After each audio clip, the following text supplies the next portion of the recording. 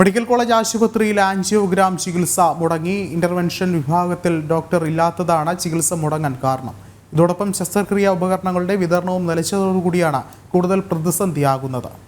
കൂടുതൽ വിവരങ്ങളുമായി തിരുവനന്തപുരത്ത് നിന്ന് ടിൻഡു ദാസ് ചേർന്നുണ്ട്. ഒരുപക്ഷെ ടിൻഡു, ഇത്തരത്തിൽ തിരുവനന്തപുരം മെഡിക്കൽ കോളേജിൽ നേരത്തെയും ചില പ്രതിസന്ധികൾ, വൈദ്യുതി ഇല്ലാത്തത് ഉൾപ്പെടെയുള്ള പ്രതിസന്ധികൾ ഉണ്ടായിരുന്നു. എന്നാൽ ഇപ്പോൾ ഈ ആൻജിയോഗ്രാം മുടങ്ങി എന്ന് പറയുമ്പോൾ ഒരുപക്ഷെ രോഗികളെ സംബന്ധിച്ചിടത്തോളം വളരെയധികം ഒരു ദുരിതക്കയത്തിലേക്കാവുകയല്ലേ?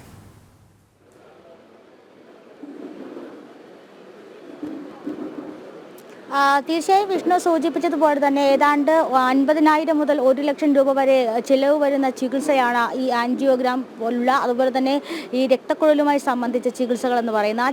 ആ ചികിത്സാ സൗകര്യങ്ങളാണ് ഇപ്പോൾ തിരുവനന്തപുരം മെഡിക്കൽ കോളേജ് ആശുപത്രിയിൽ മുടങ്ങിയിട്ടുള്ളത്. ഇന്റർവെൻഷണൽ റേഡിയോളജി വിഭാഗത്തിൽ ഡോക്ടർ ഇല്ലാത്തത് കാരണമാണ് ഇത്തരത്തിൽ ചികിത്സകൾ മുടങ്ങാൻ കാരണമായി തന്നെ പറയുന്നത്.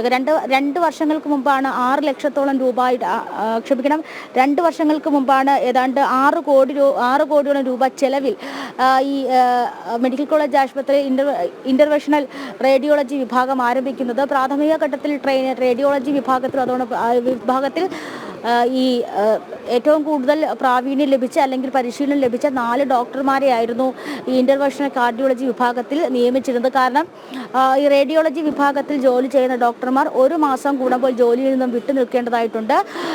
ഈ റേഡിയേഷനുമായി ബന്ധപ്പെട്ട് എത്ര ശതമാനം റേഡിയേഷൻ ശരീരത്തെ എത്തിയിട്ടുണ്ട് തുടങ്ങിയ ഈ ആറ്റോമിക് റിസർച്ചുമായി ബന്ധപ്പെട്ട സർട്ടിഫിക്കറ്റുകൾ കിട്ടാൻ വേണ്ടിയിട്ട് മാറി നിൽക്കേണ്ടതായിട്ടുണ്ട്.